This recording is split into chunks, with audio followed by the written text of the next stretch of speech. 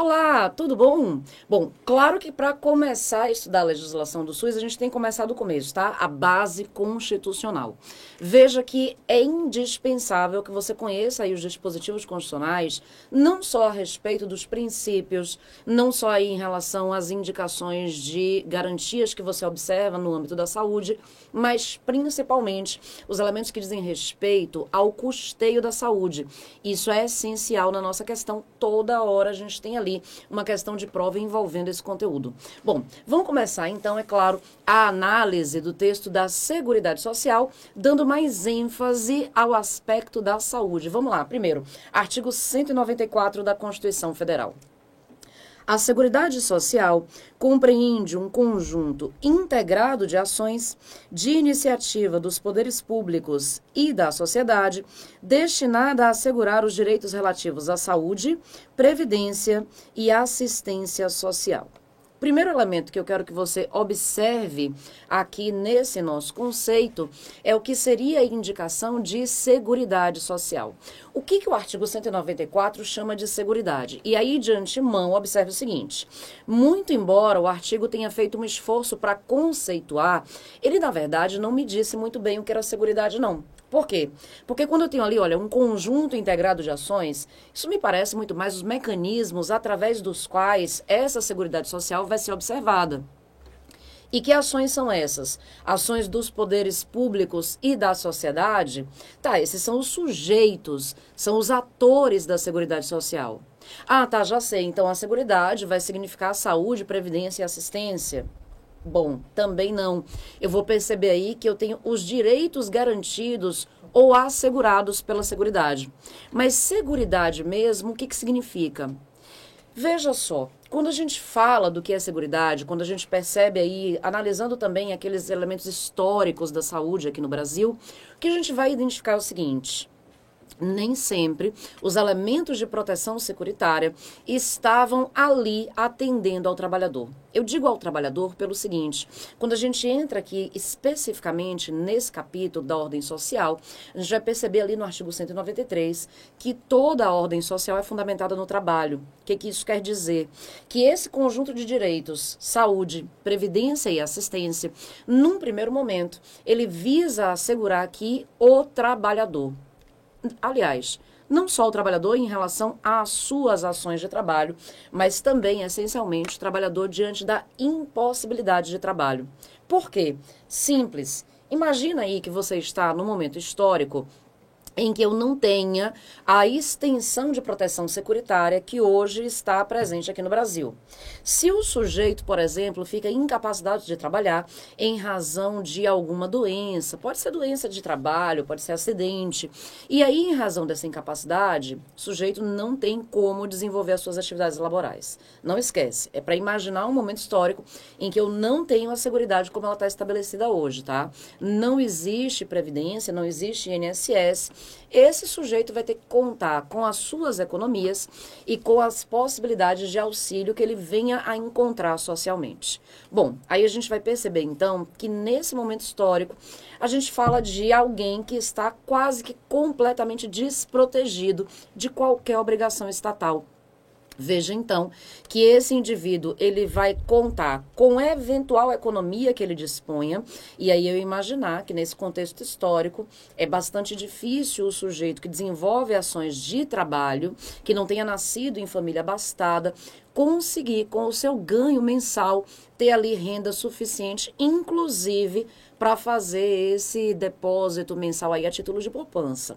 Pois bem, se ele não consegue, então, se manter, como? Quem poderia auxiliar nesse sentido? A gente percebe que, num primeiro momento, a família acaba cuidando bastante desses aspectos de necessidade assistencial, porque é a família quem vai suprir essa necessidade de sustento do indivíduo. Mas concorda comigo, existem famílias e existem famílias. E é verdade que nem todos os sujeitos estarão devidamente protegidos no âmbito das suas próprias famílias. Sendo indispensável, então, começar a chamar do Estado aí algum grau de responsabilidade. Nesse sentido, a nossa atual disposição constitucional. O Estado, ele acaba se tornando responsável e ele acaba favorecendo o indivíduo com esses elementos de seguridade. Daí porque, então, a gente pode afirmar que a seguridade social nada mais é do que um grande contrato de natureza institucional que o indivíduo desempenha com o próprio Estado brasileiro. Contrato esse, é claro, que não estará sujeito aí a negociações, que o indivíduo, que o trabalhador, ele não sentou para negociar com a administração pública, ele não escolheu os termos contratuais, ao contrário, pelo simples fato de exercer trabalho remunerado, ele está automaticamente vinculado. E é nesse sentido, então, que a gente vai perceber o próprio conceito de seguridade social, tá? Então, primeiro elemento, coloca aí na tua anotação, seguridade social é contrato de natureza institucional. De natureza institucional, porque a gente não escolhe esse contrato, a gente simplesmente adere à disposição contratual, tá? Quer dizer, então, que o que eu tenho aqui assemelha muito, e aí me parece que o nome é bastante pertinente, com aqueles famosos contratos de seguro. Por exemplo, seu carro, seu imóvel, algum bem de alto valor, esse bem está assegurado? Você fez um seguro em relação a ele? E para que serviu esse seguro? O seguro vai evitar que o dano aconteça? Não, infelizmente, o seguro não evita dano. Mas o que ele vai fazer? Claro, quando você contrata esse seguro, a ideia é que você socialize de alguma forma os riscos negociais. Pode ser que aconteça um infortúnio? Infelizmente sim, mas é verdade que diante do infortúnio eu terei ali uma menor afetação em razão de ter o contrato de seguro. Por quê?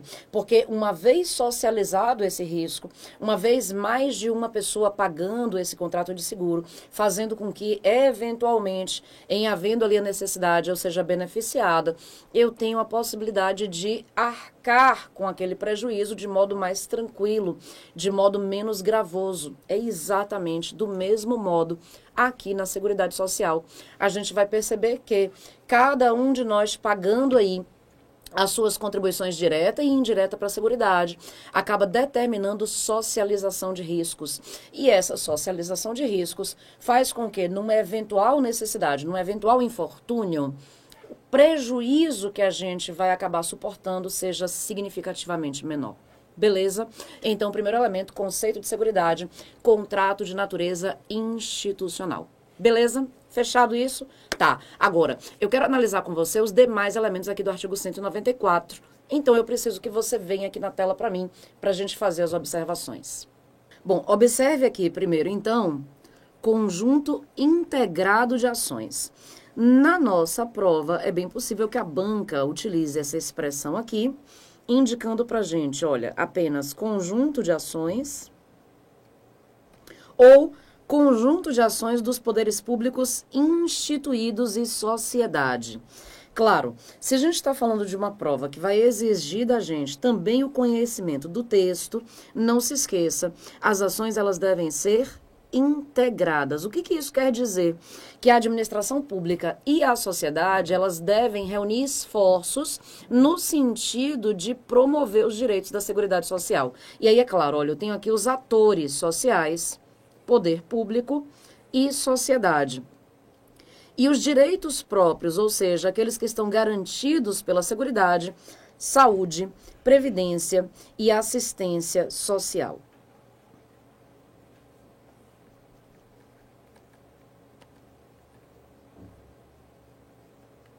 O nosso famoso SPA, ok?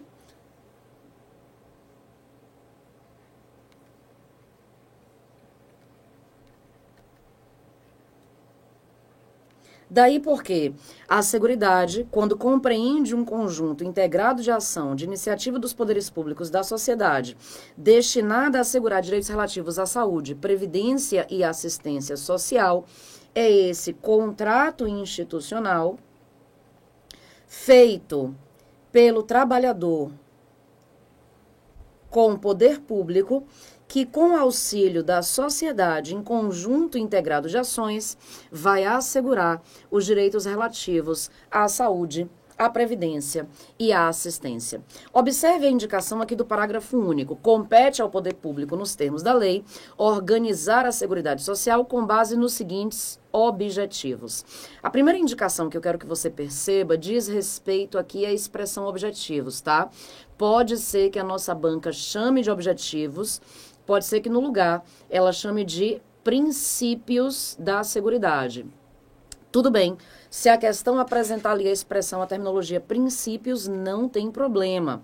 A gente tanto conhece esses elementos aqui do parágrafo único como objetivos, como também como princípios da Seguridade. Não se esqueça, muito embora eu tenha aqui um conjunto integrado de ações dos poderes públicos e da sociedade, apenas ao poder público cabe organizar a Seguridade Social, ok? E quais serão os princípios da Seguridade? Vamos começar a analisar aqui, primeiro inciso, princípio de universalidade de cobertura e universalidade de atendimento. Antes de tudo, eu preciso que você consiga distinguir aqui, quanto à universalidade, o que significa esse princípio. Bom, é verdade, via de regra, esse tema acaba aparecendo nas nossas provas, apenas a banca perguntando pra gente qual é o princípio e não a sua significância. Como assim? Simples. Ao invés de te perguntar o que significa universalidade de cobertura e atendimento, a banca normalmente coloca ali princípio de universalidade, princípio de uniformidade, princípio de distributividade, ou seja, ela troca as expressões dos elementos que a gente encontra aqui no parágrafo único, que é para ver se você está ligado ali em qual é exatamente o objetivo, em qual é exatamente o princípio. Mas como a nossa banca pode ser, dessa vez, ela resolva fazer aí uma questão um pouco mais esperta, querendo saber da aplicabilidade desse princípio, vamos lá. Quando a gente fala de universalidade, tenha em mente que eu estou diante ali de uma situação que é para toda e qualquer pessoa. Então, tratando de universalidade de cobertura e atendimento, eu devo imaginar que aqueles elementos aos quais se destina a Seguridade, saúde, previdência e assistência terão aí necessariamente que ter atendimento para toda e qualquer pessoa e cobertura em toda e qualquer hipótese. Beleza? Tudo bem? Bom, se a banca te perguntar, é princípio da Seguridade ou é objetivo da Seguridade, universalidade de cobertura e atendimento, certinho você viu que é, você viu que está expresso, está escrito isso aqui na nossa Constituição. Por outro lado, é indispensável que a gente faça uma análise específica desse princípio. Vamos ver? Vem aqui comigo. Quando a gente fala do princípio de universalidade de cobertura e atendimento, é indispensável que a gente reparta aí o que significa essa cobertura e esse atendimento. Daí porque, então, vou subdividir cobertura e atendimento, indicando aqui o que significa, tá? Então, primeiro, a cobertura significa hipóteses que estão abrangidas pela Seguridade. Como assim? Simples. Você não lembra que a gente falou agora há pouquinho que a Seguridade é o conjunto de ações que envolvem aí os direitos relativos à saúde, à previdência e à assistência social? Muito bem. Quando a gente fala, então, das hipóteses de cobertura, a gente quer dizer as hipóteses que estão abrangidas no âmbito da saúde, da previdência e da assistência. Já para o atendimento, a ideia é identificar quem são os sujeitos beneficiados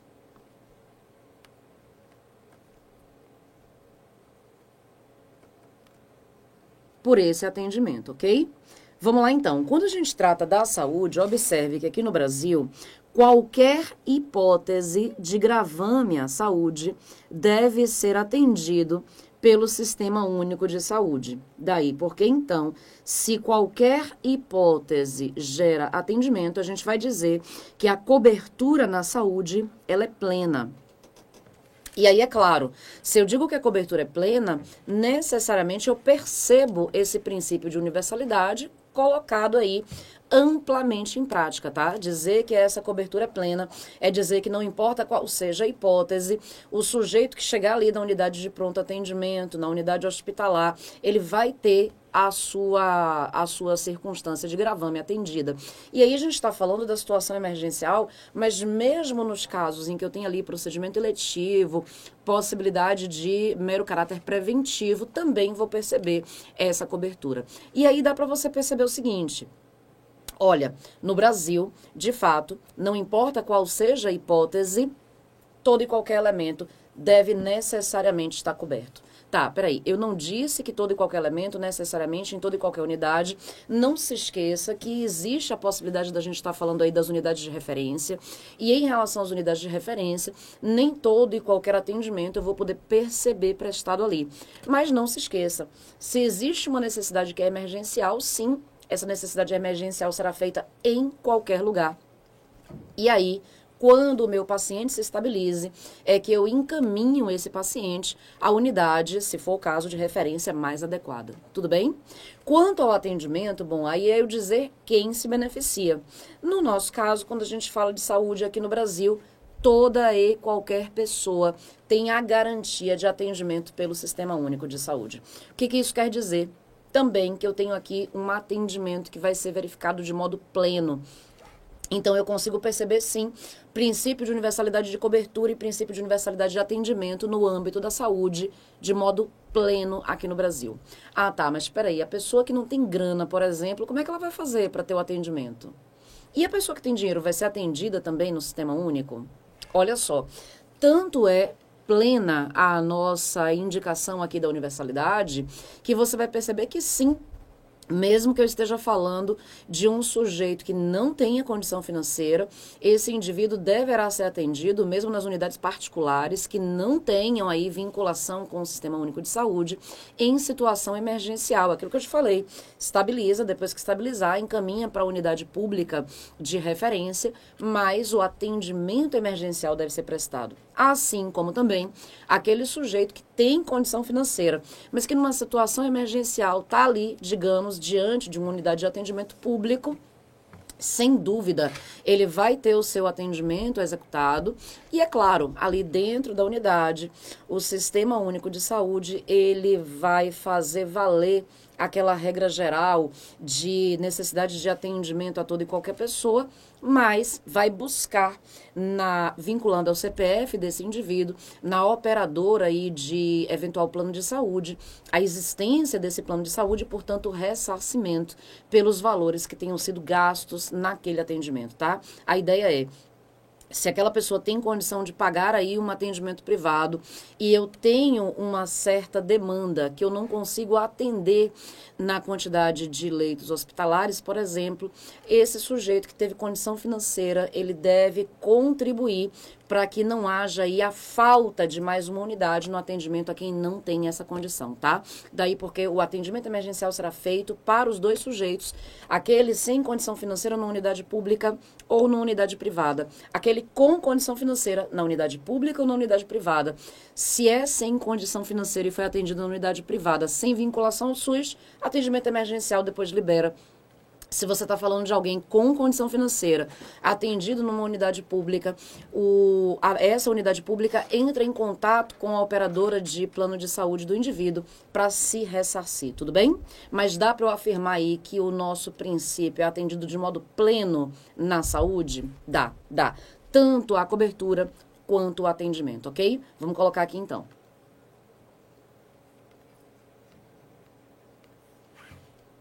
A saúde terá tanto as hipóteses de cobertura quanto os sujeitos que se beneficiam com atendimento atendidos de modo pleno dentro do Sistema Único de Saúde brasileiro. Já a Previdência Social, você vai perceber que ela acaba estabelecendo alguns elementos condicionantes, tá? Quanto à cobertura, eu não tenho toda e qualquer hipótese coberta. Eu vou perceber que o artigo 201 da Constituição Federal estabelece quais são essas hipóteses abrangidas aqui pela Previdência. Como, por exemplo, a situação de idade, a gestação, a doença. Essas são apenas algumas hipóteses que a gente observa ali no artigo 201. Por outro lado, os beneficiários serão tanto quem esteja na qualidade de segurado do INSS, como também quem seja dependente desse segurado. Ou seja, é indispensável que esse indivíduo ele esteja vinculado à Previdência para que haja aí qualquer tipo de benefício. E aí, de antemão, já faça a seguinte diferença, olha, quando a gente fala do atendimento e da cobertura na saúde, lembre-se que aqui eu estou diante de atividades que são executadas pelo Estado em caráter gratuito, ou seja, não há qualquer necessidade de o beneficiado contribuir diretamente. Já para a Previdência, é indispensável que esse sujeito seja contribuinte. Se ele não está previamente vinculado, se ele não está previamente pagando o INSS, nem ele, segurado, nem seus dependentes poderão usufruir desses benefícios, tá? Já para a assistência social, o que a gente vai perceber é que a cobertura diz respeito às hipóteses de pobreza. E claro, não todo e qualquer tipo de pobreza, mas aquela pobreza indicada como pobreza extrema. Nesse particular, para efeito aí de benefício de prestação continuada, por exemplo, a gente vai perceber que esse indicativo de pobreza determina que a renda per capita seja inferior a 1/4 de salário mínimo. Nesse sentido, vale aqui uma observação jurisprudencial, tá? Eu disse para você que a renda per capita, a renda por pessoa dentro daquela unidade familiar, ela deve ser inferior a 1/4 de salário mínimo, mas o STF entende que se a renda supera 1/4 de salário mínimo, mas ela é integralmente utilizada na sobrevivência daquela família, não sobra mais dinheiro, então, nesse sentido, seria possível também fazer aí a assistência através do BPC pelo INSS, tá? O que é esse BPC? Benefício de prestação continuado, pago pelo INSS, não é previdência, é assistência social, custa um salário mínimo e deve ser feito não só em relação à pobreza extrema, mas também a condições particulares do beneficiário. Quais são? Vamos colocar aqui na nossa tabela. Eu preciso estar diante aqui de sujeito que vai ser atendido, que esteja na condição de pessoa com deficiência, ou então de pessoa idosa com idade igual ou superior a 65 anos. E aí, olha, cuidado. Eu disse pessoa idosa com idade igual ou superior a 65 anos, mas não é toda e qualquer pessoa idosa não, tá? O idoso no Brasil, ele tem 60 anos. Veja que se eu tenho 60, não posso receber aqui a assistência do BPC, tranquilo? Então, tem que ser o idoso com idade igual ou superior a 65 anos. Nesse caso, reunindo os dois requisitos, eu tenho alguém que está aí habilitado a receber a assistência social. E aí, não se esqueça, é gratuita, não há necessidade de haver aqui contribuição prévia, verdade, mas nesse caso eu preciso associar a mais um fator. Só pode ser o brasileiro a receber a assistência social. Não se fará essa assistência pecuniária a quem não seja brasileiro. Tá, tanto faz, brasileiro nato ou naturalizado? Tanto faz. Brasileiro nato ou naturalizado. Mas precisa ser brasileiro para receber assistência social. Qual é a ideia? Já que eu estou fazendo distribuição de renda, não tenho dinheiro suficiente para atender toda a demanda. E existem circunstâncias de pobreza que, mesmo para o brasileiro, não estarão cobertas. Daí porque, então, vou me limitar na assistência social a fazê-la não só apenas a quem precisa, mas, nesse particular, ao brasileiro que precisa dessa assistência. Tranquilo? Tudo bem?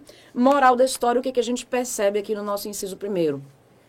Quanto à saúde, a universalidade de cobertura e atendimento são de fato plenas e eu posso verificar essa universalidade em qualquer que seja a unidade vinculada ao Sistema Único de Saúde, mesmo nos casos emergenciais, até quem não esteja vinculado, tá?